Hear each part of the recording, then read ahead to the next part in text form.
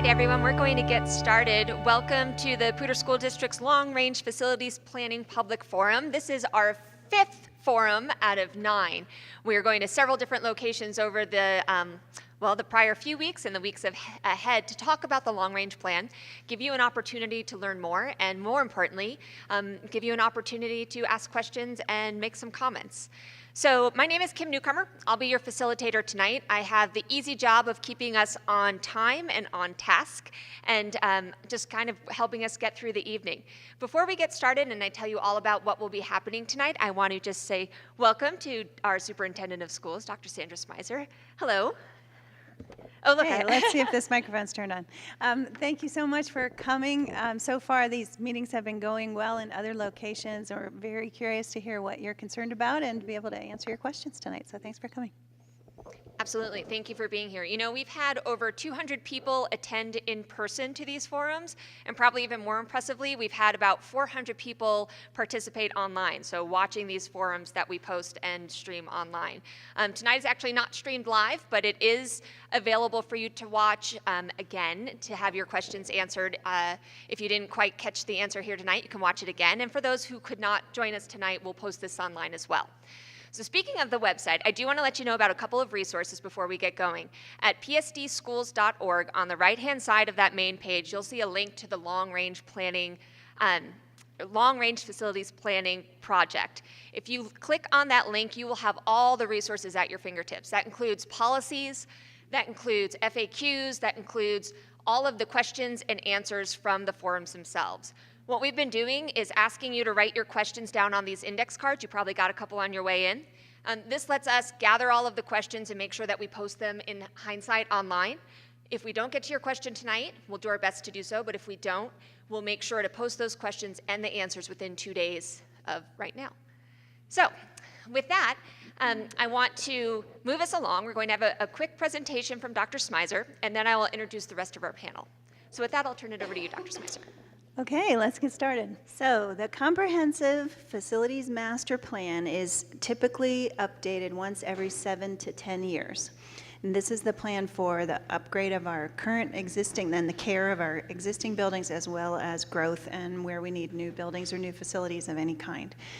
So we did this the last time in 2007, so it's been about 8 years.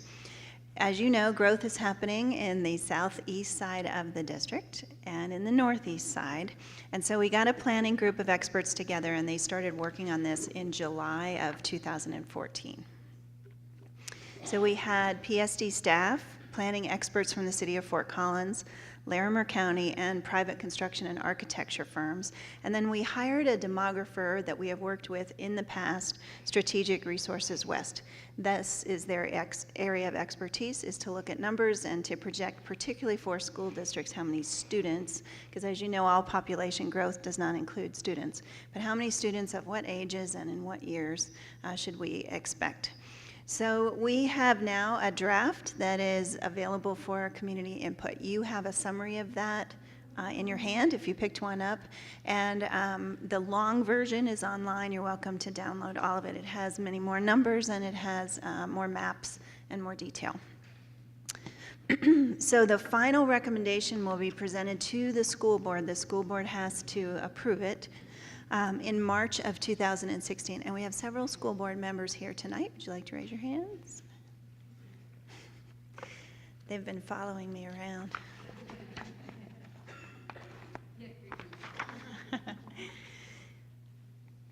So our current needs involve two things. They involve the need for taking care of growth and also our aging buildings. So let's talk about growth first. This is a projection of Larimer County population forecast. You can see the drastic growth. You are feeling it here locally, so I know this is no surprise to you. Keep in mind that PSD does not serve all of Larimer County, but we are seeing the same type of growth that the whole county is seeing. When we looked at our demographic numbers specifically just for students, these were the projections that we had. 28,500 last October. We already exceeded that by 500. So we were over 29,000 in October already. And that projection takes us to 30,575 in 2019. So you can see that we're already well ahead of the curve as we look at projection numbers.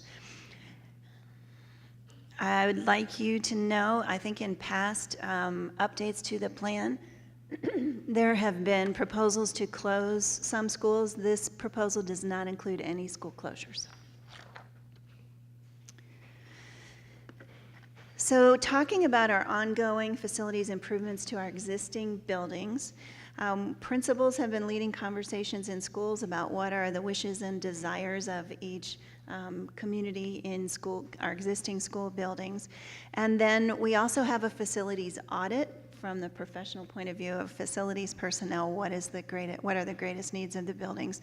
So we're going to take those two lists and put them together, and we have a community facilities advisory committee that's made of community members who have agreed to help us through this process this year, and most likely they will be coming around to the schools in the fall to try and look at those two lists together and help schools to decide on their final request.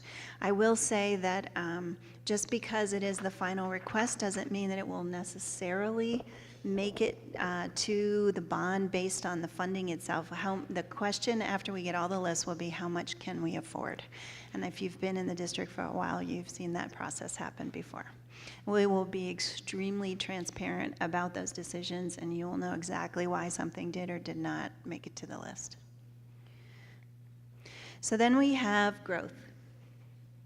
So in the immediate short range over the next couple years, you're going to see more modulars across the district. You're going to see less seats for choice. You're going to see the district reach into schools and take out in certain places some district programs that are located in certain buildings to allow the local school to use that classroom if we're using it for something from the district.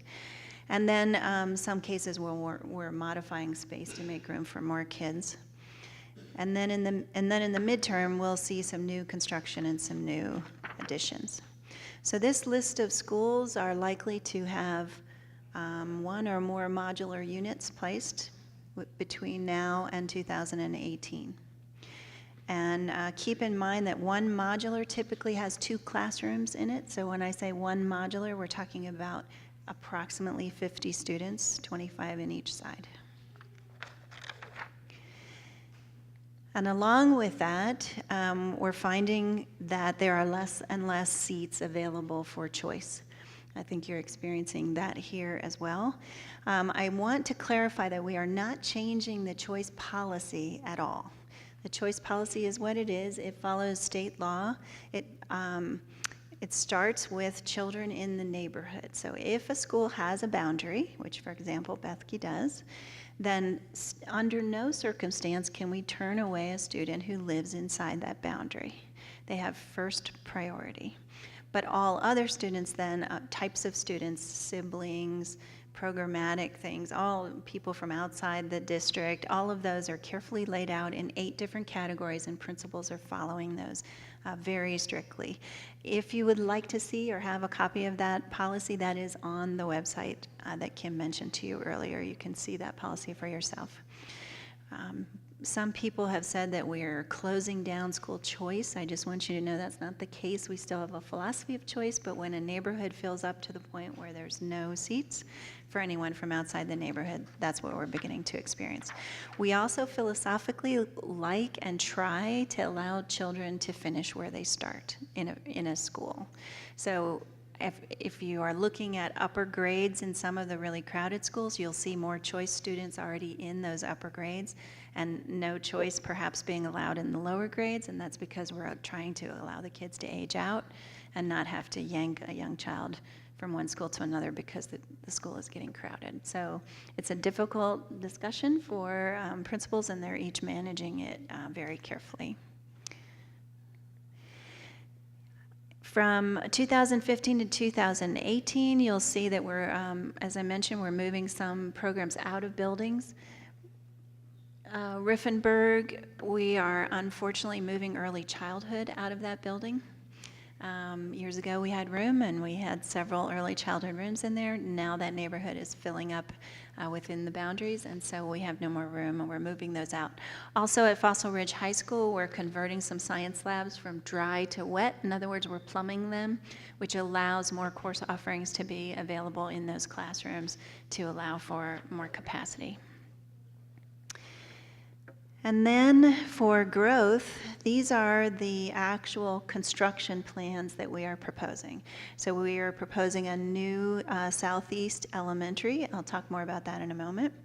A permanent addition to Zach. As I mentioned, early childhood coming out of Riffenberg. The only existing boundary that we're talking about moving at all is a small boundary change between Riffenberg and Laurel. Laurel has some room and Riffenberg doesn't, and just move that boundary slightly. I'll talk more in a minute about how those boundary decisions are made. Then on the east side of I-25, a new middle school, high school. So if you were around when Fossil opened with Kennard in the building. So the two schools shared one facility. As the high school filled up, middle school was built, and Kennard moved out, I believe, 2 years later. We're planning to do that exact same model at the Prospect site, which is just east of the highway, and it is a 100-acre site that we already own. So it's adequate for that type of facility. So that would be part of the proposal, as well as a similar plan up north somewhere near Wellington at a spot to be determined. The Wellington situation is different. They are also growing very quickly, but not as quickly as the Southeast, based on the projections we have at the moment. And so we anticipate that the middle school, we know they need a replacement for their very aging middle school. So we believe the middle school will fill up first and the high school will fill up second. So it'll be slightly different there. Then if you have any students who are in athletics, you know the incredible pressure we have on our athletic competition fields of all kinds, not just football fields, but baseball, lacrosse, soccer, you name it. We have a lot of trouble finding rooms, and we do not pay for an entire complex at every single high school. It's too expensive. So mostly we operate out of French Field. This will be that we're proposing at that Prospect site a second one to be shared by all of the high schools and to be used. At the same time, we're proposing that we put artificial turf in. If you know anything about turf management, the more we use a field, the more it's not a field anymore, it's dirt. And so by moving to synthetic fields, we can really maximize the time that students can be on the field.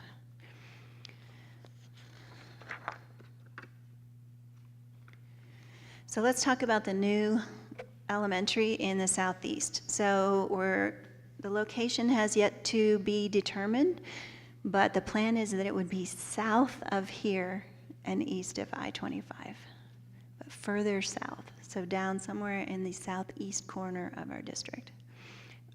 We would have to purchase land for that. We do not own land in that area right now. So it would be designed to relieve pressure at Bethke, at Bacon, and at Timnath. And the proposed construction would be from 2016 to 2018, with it opening in the fall of 2018. So if you think about how many years that is from now and what ages of students would likely go in at that time. I mentioned there's only one existing boundary that would move. I'd like to clarify, there's one existing boundary between two existing schools that we're proposing to move. But anytime a new school opens, it needs its own boundary. And so there would also be scooping up of kids around each new school to go to that new school. Usually people are excited about going to the shiny new school, so it's usually not as big a controversy when you open a new big school.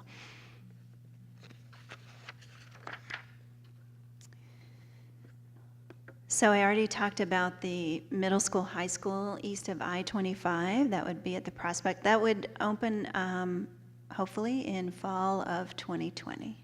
So if you think about freshmen for that school and what age they would be now, you have some idea. And on that in the middle school half of that building, we need to relieve pressure at Lesher and also at Preston and also at Fossil. So it would be designed to have a boundary that would scoop up some of the kids from those schools. So we're looking at extensive growth and new construction of housing in all of those boundary areas in the next 5 years.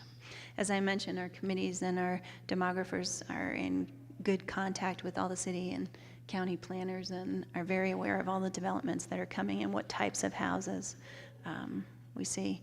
I should tell you that as we're looking at projections, we use two numbers that are very different. One is the population growth and the projections that we get from new developments. The other is looking at our existing students and aging them through the system and just looking at the first graders and where are they going to be 6 years from now and where do they live now. So the number that we land on is somewhere usually between those two numbers. It is a guess. It's a very educated guess, but it is still an estimated guess.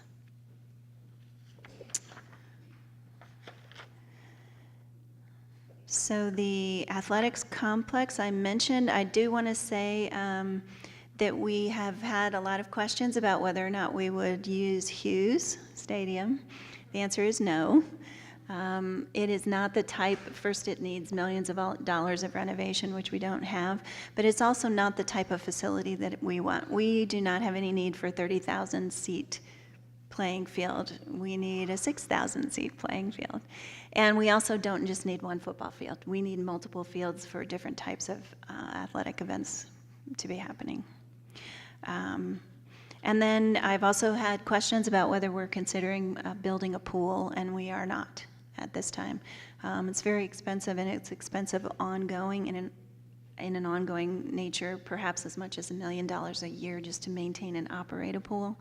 And we have too many other things that are more important that are on the list at this time. We don't have a pool as part of this plan.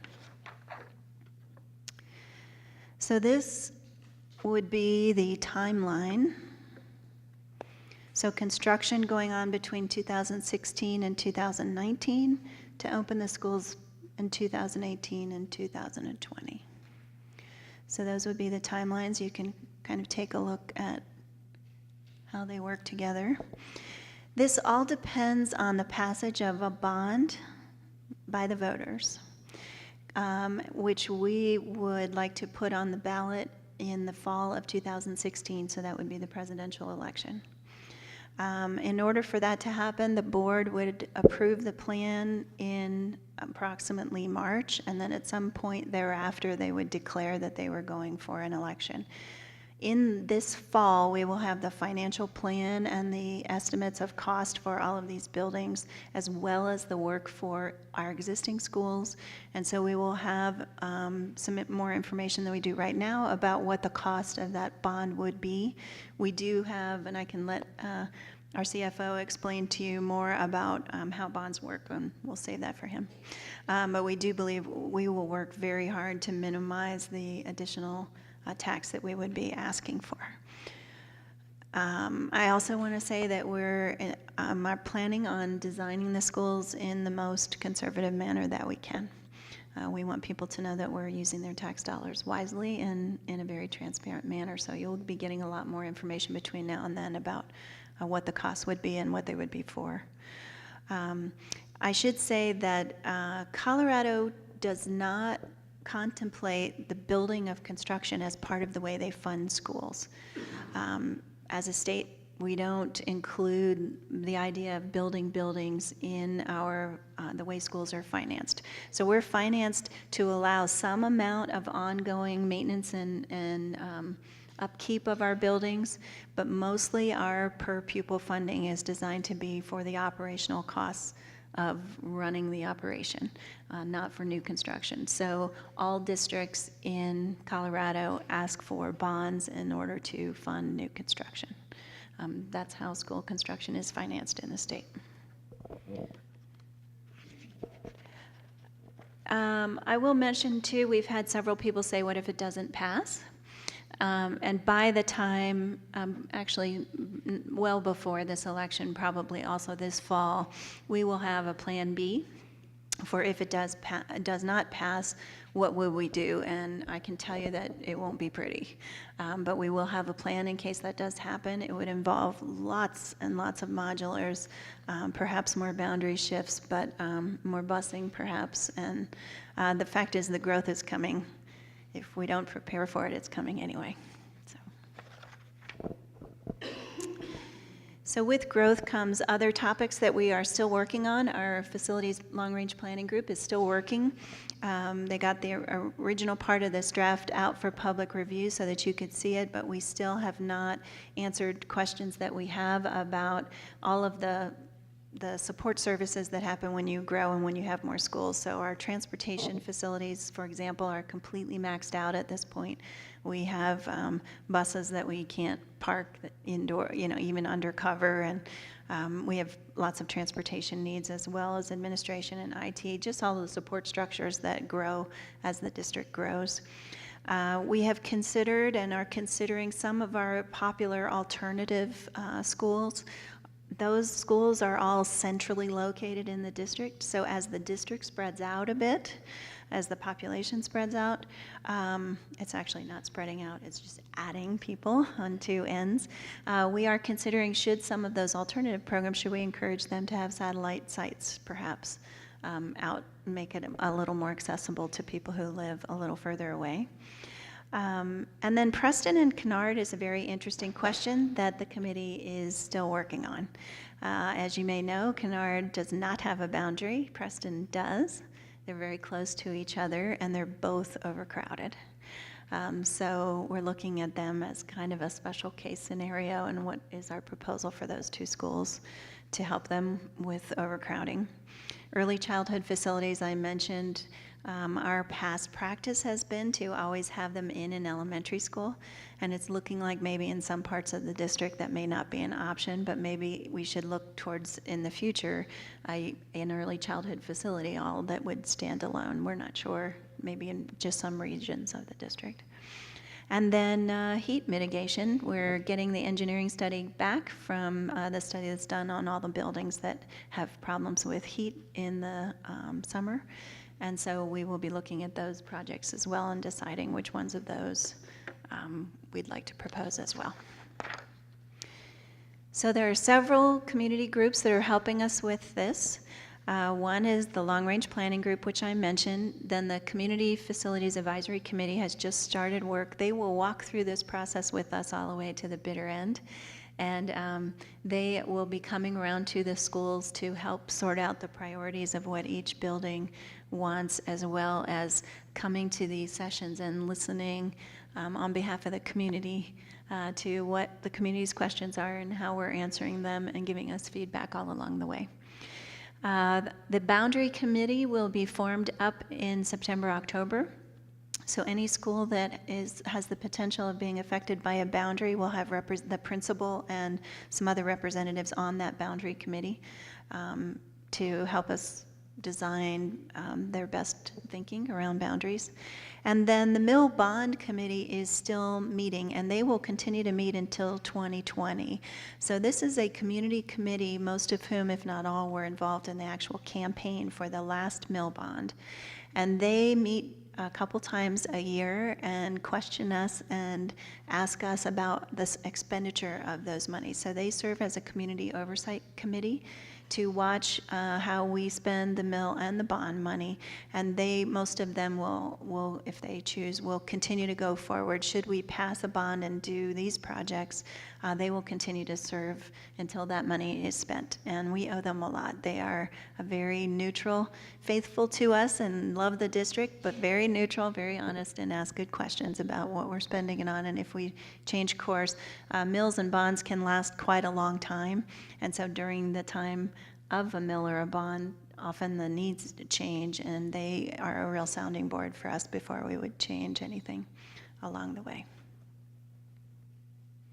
So now we have time for questions, which Kim is going to help you with, and while we're answering questions, I'll put the timeline back up on the board. Wonderful, thank you. Again, you should have received a group of index cards when you walked in. Please write down your questions and we'll pass them forward. We have staff walking around collecting those. There's no limit to however many cards you would like to submit. So as you think of questions, please jot them down, jot down several. We want to get through as many as we can today. To answer those questions, and while you're thinking of some good ones, let me introduce the rest of the panel here. We'll start closest to me with Brendan Willits, and Brendan is a planning manager for Poudre Schools, so thank you for being here. Dave Montoya, Executive Director of Finance. Todd Lambert, Assistant Superintendent of Elementary Schools. And then Pete Hall, who's the Executive Director of Operations. Between these 5 folks, I think we can answer a lot of your questions tonight. And again, please submit as many as you think of, and we'll do our best to get through them.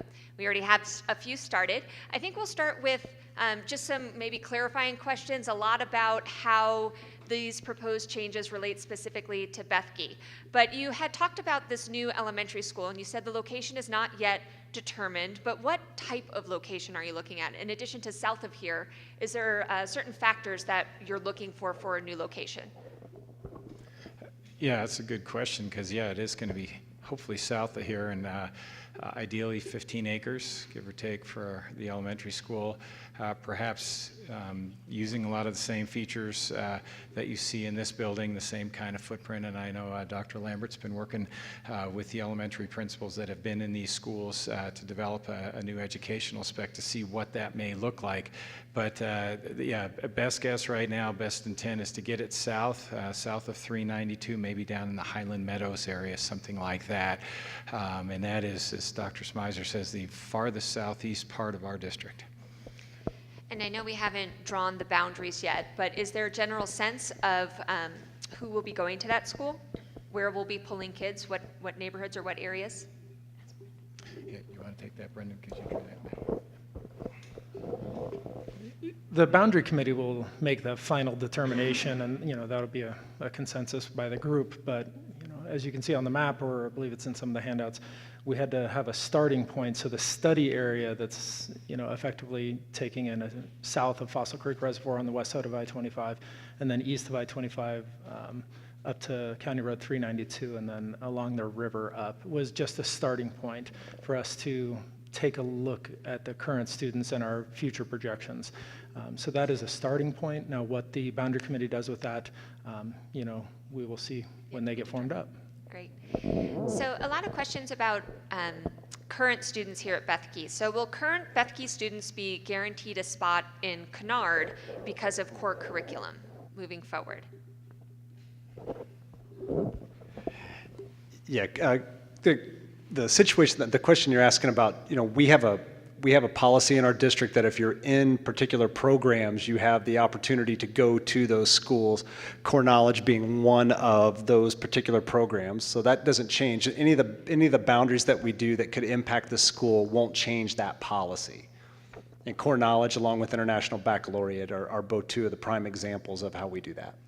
And I know you've explained previously about how that choice policy works and the factors. Dr. Smizer, you even said, number one factor is neighborhood schools. But maybe you could tell us some of the other factors and really how you prioritize children who start in a school and then maybe a boundary changes, and how likely is it that they get to stay in that school? Yeah, those are two separate things. The first one, the choice policy, is already established. We have numbers, like Dr. Smizer said, starting with 1 through 8, 1 being our neighborhood schools, all the way down to 8 where students living outside the district. So that policy won't change regardless of where schools are built. Its impact on Bethke is obvious. As the neighborhood grows, and what you've had here extensively in the last 2 to 3 years, the number of choice students available, or the number of choice students that are permitted to come here, goes down. And what we try to do is what we call grandfather students. And Dr. Smizer mentioned when a student begins, we like to keep them with the family. They build relationships in the building, build relationships with teachers. It's also can be a burden on the family. So what you see in a lot of places when a new school is built is that students in grades 4 and 5 have that option. I think the thing that we probably are going to have to sort out will be, we may have students in 4th and 5th grade in an existing school that pull into that new school's boundary. They may have that option to grandfather, but do their younger siblings have that option? And that's always the challenge, is to try to not only set policy on where those students are at grades 4 and 5, likely maybe 3, 4, 5, depending on What the enrollment looks like at the new school, I think the new school, based on where it is and what Brendan has been studying, probably will open up much larger than Bethke opened, or Bacon, or Zach.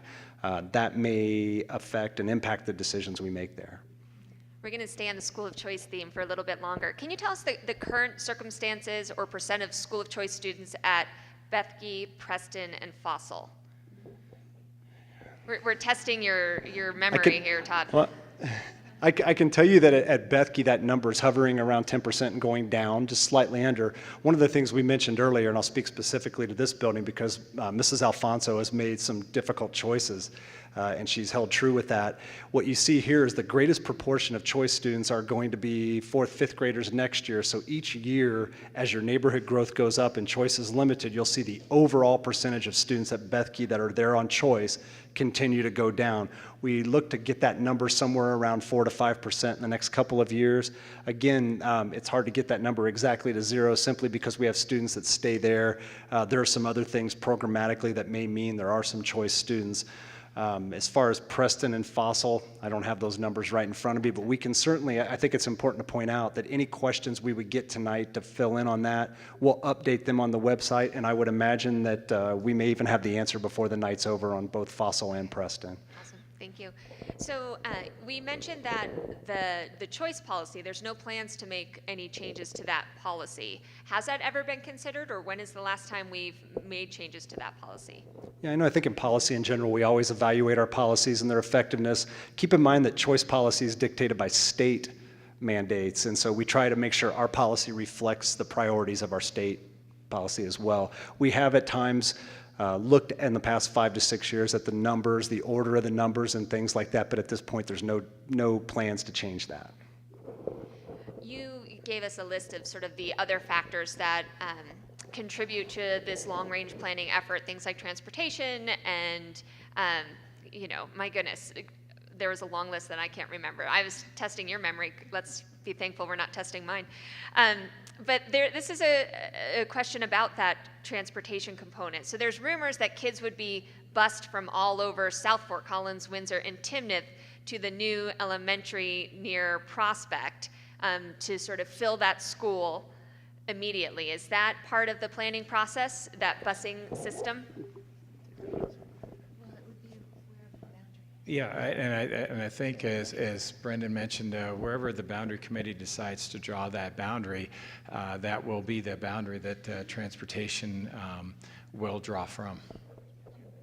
So no plans to take them from all over Windsor and other areas to fill the school? Yeah, I think I heard you say the new elementary on the Prospect site, there are no plans there. Elementary would be south of here. Very good. Yeah.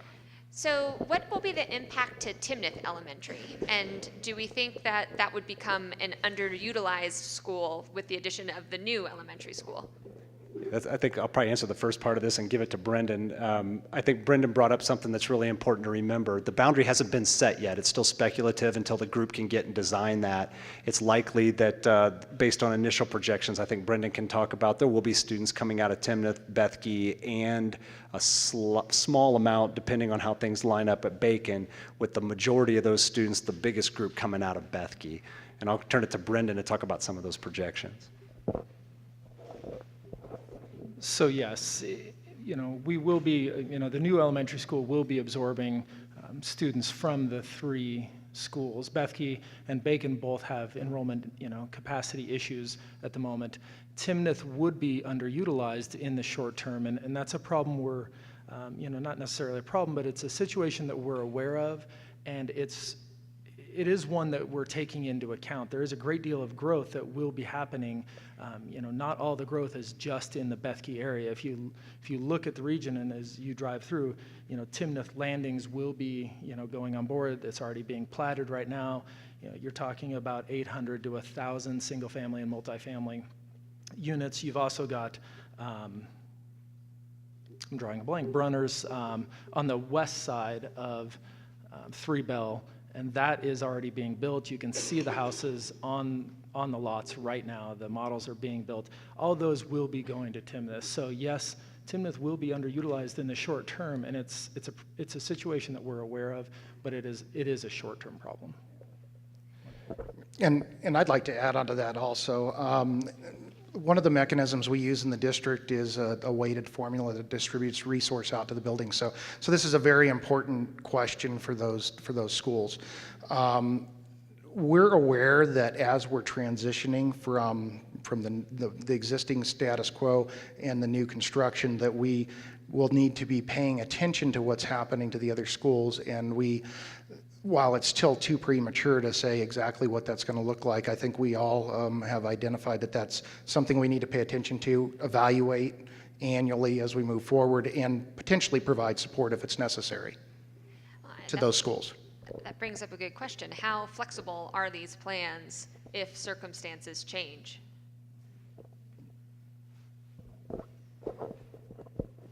I'm not sure I fully get the question. If and when this plan is adopted, how obligated are we to its completion if the demographics and the growth changes quickly? Once we decide to build a school, do we have to build that school even if the growth doesn't materialize? Yeah, you know, that's a fair question. I think from a growth standpoint, once we put the I guess once the voters vote on the plan, and we've gone through this in several iterations through some of the bonds, surely we take a look back on some projects and whatnot, but once schools are built in certain areas, I think we work within those parameters, feeling pretty certain that what we've projected is fairly accurate at that point in time, and move forward, especially with the schools. Let me also mention that if you're down here in the southeast part of the district, you know there's not a lot of land for sale. So once we find a spot that we can build a school on, that may be the only spot available. That's how fast it's filling up down here. So it's highly unlikely that school's going to sit empty for some reason. Based on our numbers, it's going to be full really fast. I think it's important with that question that you asked also, is it also is asking the question, what happens if the growth stops? And right now, based on everything that we're seeing, and I think that everybody that lives in the community can attest to this growth is coming. So yes, we'll be paying attention to if growth stops, but that right now, that just does not even seem like it's going to be a possibility. Great. So we've talked a lot about boundaries. Can you tell us a little bit more about how they're determined, and how is it determined not only by schools but by district? So is there ever conversation with Loveland School District about boundaries and where those end and begin? I'm going to try to take that, although that definitely predates my work at the district.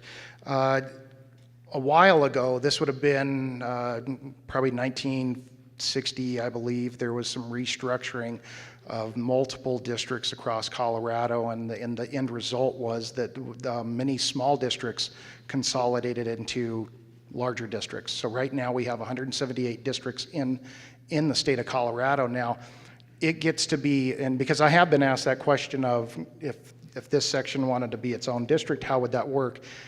The state statutes that drive how boundaries work make it very, very, I'd almost say, I wouldn't say impossible, I think you can do it, but it is very cumbersome to change the boundary of a district. Now, that's not to say that there won't be some changes down the road if the state decides to do more consolidations. Not hearing anything about that at all right now. That's the district boundary, and I'm going to let Brendan Do the school boundaries. So that's district to district. From school to school, how is that determined? Or what factors does the committee look at? You know, the committee is, and it's actually published, a great deal of information on who will be involved in that boundary committee on our website, but it takes a group of people, I mean, you're talking 40 or 50 people that all discuss and all bring their specific expertise to that discussion, and that is how the new boundary is determined. Yes, we'll look at demographics, we'll look at new growth, and be more than happy to provide that group with that information, and that's what one of my tasks will be. So we will look at demographics, we will look at current student yields, what type of housing, what kind of future development. We work closely with local municipalities and the regional planners and the city planners and the town planners to look at what the master plans are and where that growth will be coming. And transportation needs, of course, operations. We'll look at, walk distance, busing, safe routes to school, bike routes, all of these things are going to be taken into account by a very large group of people who bring a wealth of information. Okay, I'm going to do one more boundary question, then I want to move on. And if we have time, we'll come back to it because there's still a few more in my stack here.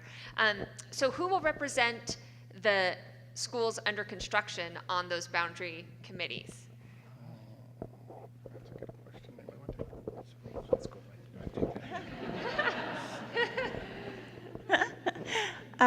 What I anticipate, and we can change this if it's not working, but is representatives from all of the schools that would be feeders to that new school. So all the schools where some of their students would be in the new boundaries would be on the committee.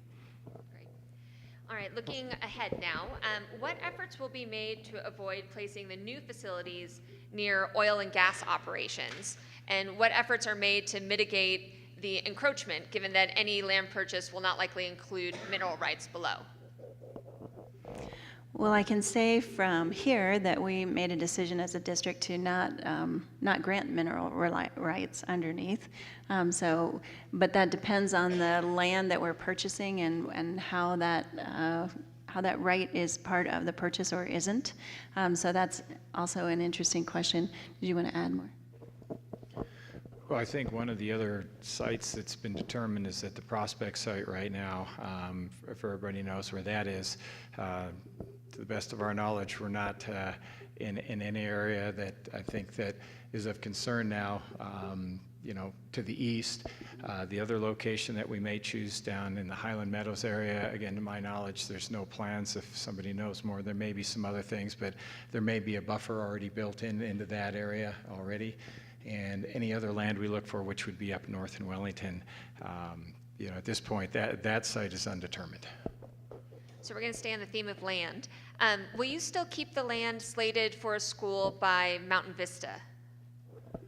Yes, we will. That's a great site, and it just at this point in time, with the work of the committee, it was determined that was not an ideal location for this building campaign. So that could be in the district's land portfolio for some time to come, and as this bond may go out to 2022, what goes on after that and what might the use for that Mountain Vista site is yet undetermined. But yeah, that's 100+ acres up in that area. Great location. On one of the final pages of the long version of the plan, you can see a map with all the land holdings that we currently have, not the ones, the buildings, but just empty land. So you can see where we have some land that's in places where we need it and some places where we need land and we don't have it. So it's just part of what we do is managing the land holdings of the district as well. Staying on the land theme, why did Poudre Schools sell the land that you used to own in the southeast corner of the district?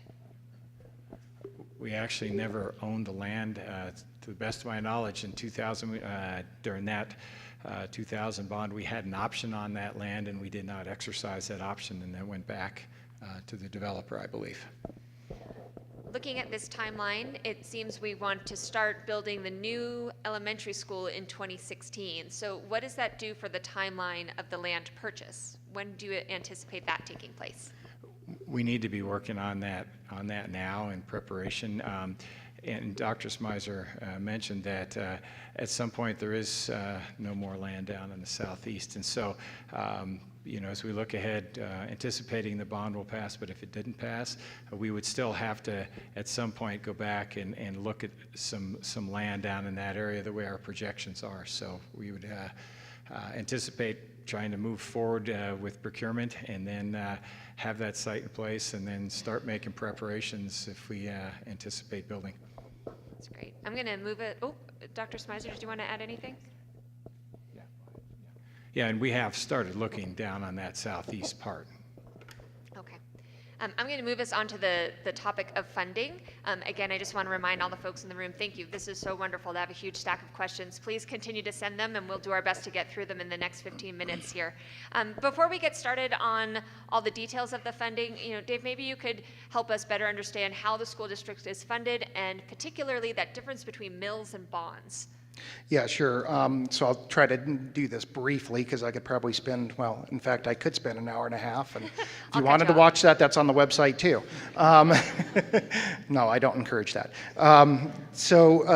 Basically in Colorado, I'm going to hit three main components. We have what we call total program funding, and that's defined by state statutes, and that's remember I had mentioned 178 districts in Colorado.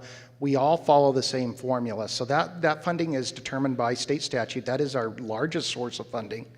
And it comes to the district via a combination of state revenue, property tax revenue, and then a very small component from our local vehicle registrations.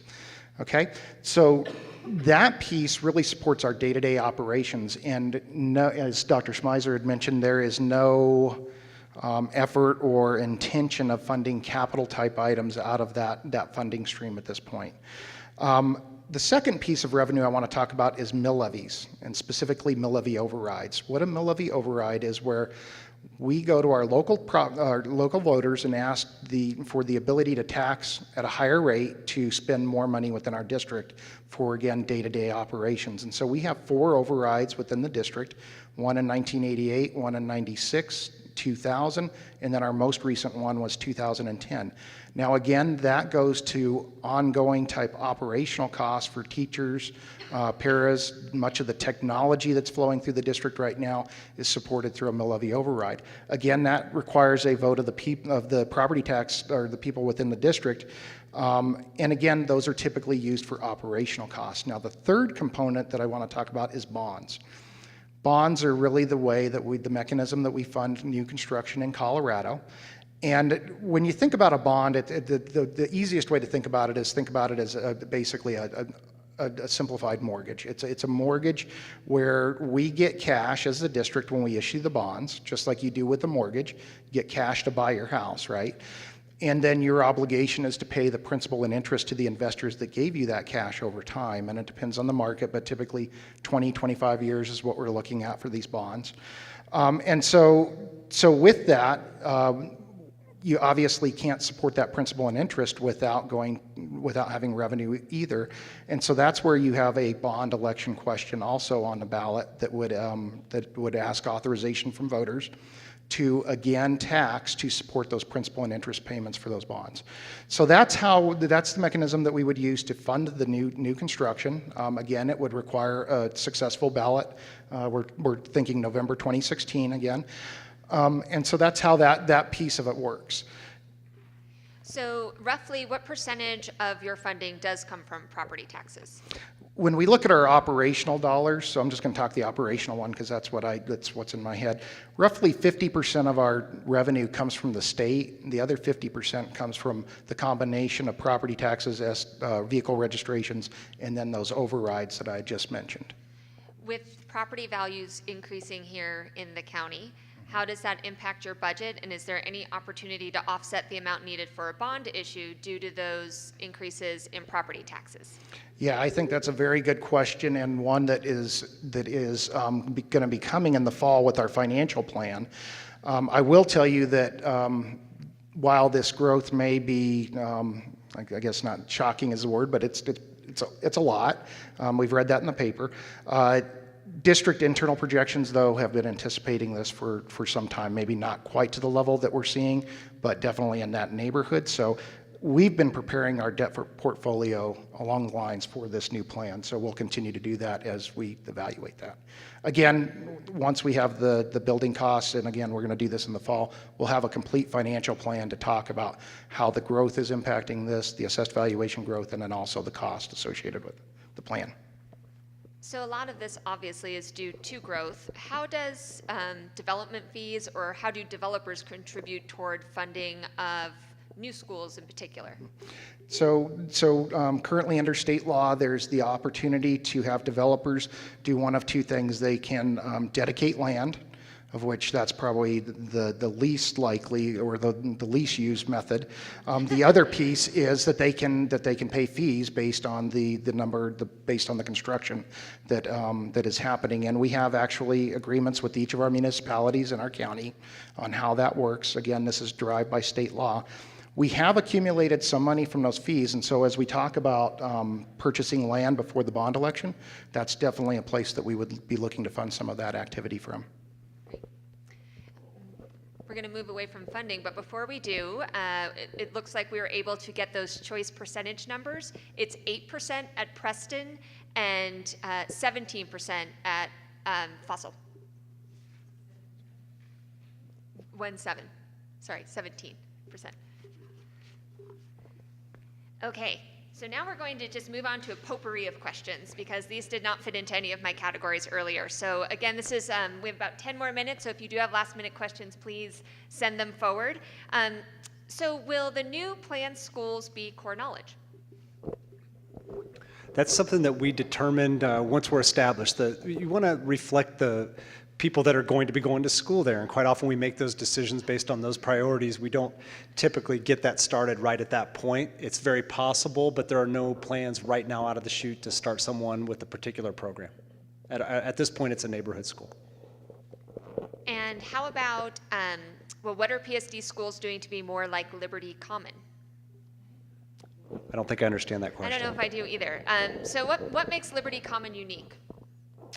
It is a district-supported charter school. Ah, so maybe that's the question. So are there plans for more charter schools in this long-range facilities plan, or does charter schools get considered separately?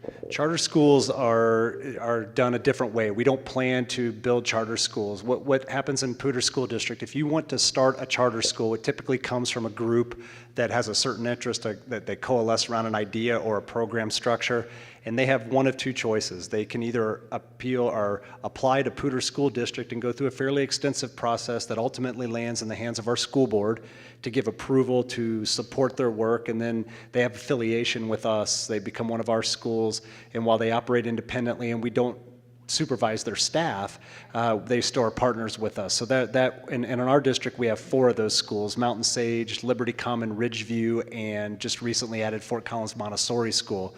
The other option is to apply to the state chartering body and be a charter school that is supported through them, and they don't have affiliation with us, even though they may be in our boundaries. And examples of that could be, and they'd be a public school like Global Village Academy right over there at Horsetooth and Taft Hill. There are probably some other examples we could point out. The work here in long-range planning will not impact that. That is kind of more of an organic thing that comes from scratch, I guess is the best way to put it. Great. Since Kennard is 100% choice, what is the criteria used for enrollment at that facility? Is that different than the 8 factors that we have outlined in our choice policy? And they still follow, they're 100% choice schools, so they still pay close attention to those numbers. And the other school, their sister school in that regard, would be Trout Elementary. They monitor that and of course, follow along as they set priorities and build to their capacity. They pay close attention to those numbers. Go ahead. Right. They have no neighborhood school, so sure. So they pick up at Dr. Smizer's pointing out, because they don't have a boundary or a neighborhood, they pick up with 2 in the list of 2 through 8. Right. Number 1. Same policy. Great. And I told you this was potpourri, so forgive me for the varied questions. So will you be hiring new teachers in already established schools to accommodate the current growth as we add modulars and whatnot? Is there plans to increase staffing as well? Yeah, I'll take that question. So earlier I had alluded to that we have a resource model within our district that's called student-based budgeting. What that does is it allocates resource out based on primarily number of students within the building. It also looks at characteristics of those students. So we have this dynamic all the time within the district of growth in different areas. And our resource model itself is designed to put resource where the kids are. So as these new buildings are built, the resource model will fund the students that are there. I hope I'm going to get this question correct.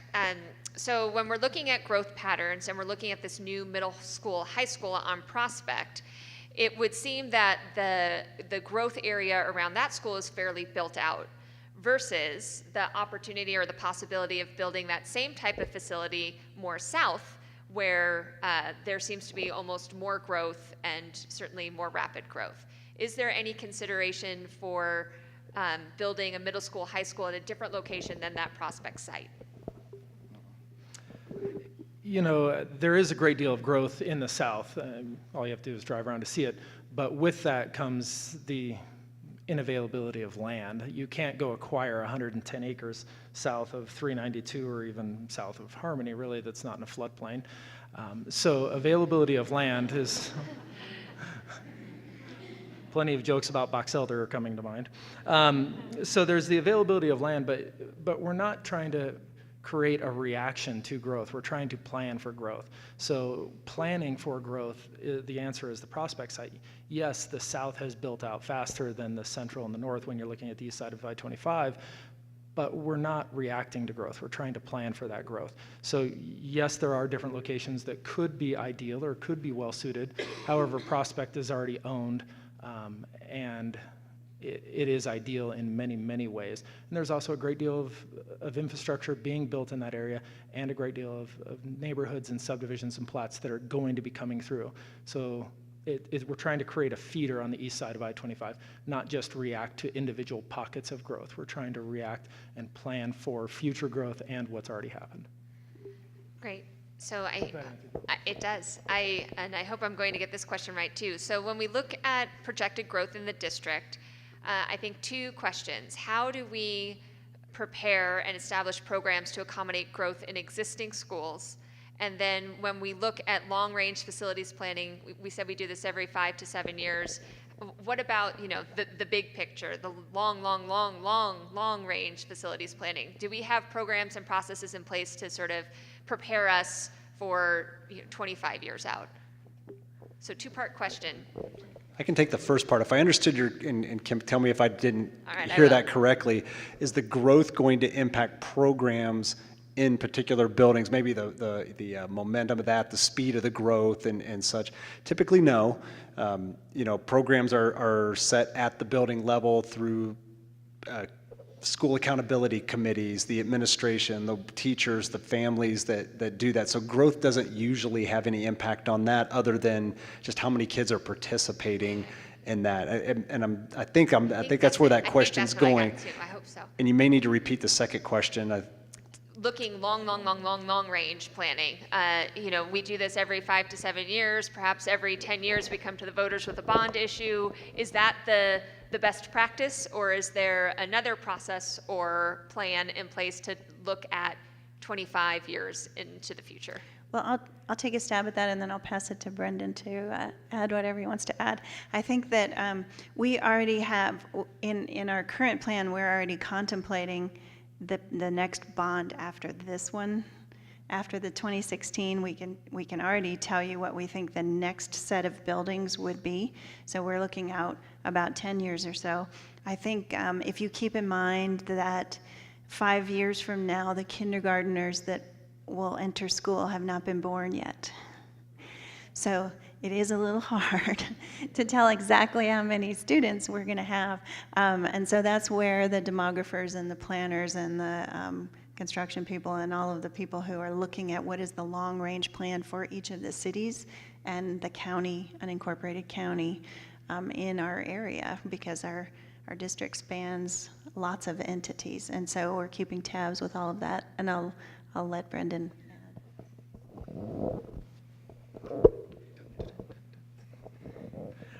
Absolutely, we have that plan, and that, again, is one of the reasons we're looking at the Prospect site. We're not creating a high school that just serves one small region, but not this bond, but the next bond. Where will that middle school be placed, and where will the second middle school that will feed into that high school be placed? We have many lengthy discussions with the experts from the different cities and jurisdictions, municipalities, and what their master plans look like. And we're definitely looking to acquire land, not for the use in this year, next year, or even next 5 or 10 years, but where can we best invest our money to be good stewards of taxpayer dollars to purchase land for future benefit. And absolutely, we're looking at that long-term plan, but it gets very fuzzy. So you have to be very general when you're looking at regional plans, not specific neighborhood plans. Well, it is 6:30 on the nose. If you did not have a chance to submit your question, please do write it down, and we will make sure to gather those. Again, we'll post all of the questions and the answers to both those questions we got to during the session as well as those that we didn't within 48 hours of right now. If you shared your email address in the back of the room, we'll also send you an email to let you know that the answers are up there so you don't have to keep checking. And again, this video will be posted online. You can go back and reference any part you would like. Before we wrap up, Dr. Smizer, anything you'd like to add? Just thank you again. Thanks for coming, and we'll be back around most likely next school year to give you an update. Wonderful. Yes, thank you all for being here. Again, that website is psdschools.org. On the right-hand side, you can click the link to the long-range planning effort. And thank you for being here tonight. Have a good evening.